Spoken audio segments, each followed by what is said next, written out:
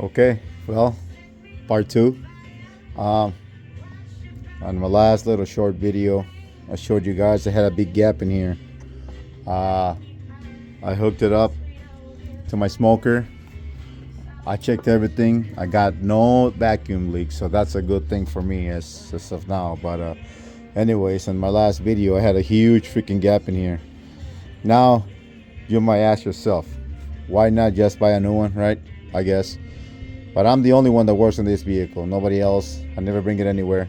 So I know what's wrong with it most of the times because I work on this vehicle. But anyways, I know for a fact that next time I change my oil air filter, I'm gonna have to remove these little screws out of there. But I'm okay with that as long as I don't have a big freaking gap in here like I had in the past. But with that being said, hopefully it works. Like I said before, I have a huge rough idle, and hopefully that takes care of that. I'm also changing my mass airflow sensor. Hopefully that takes care of some stuff as well either. So, well, wish me luck.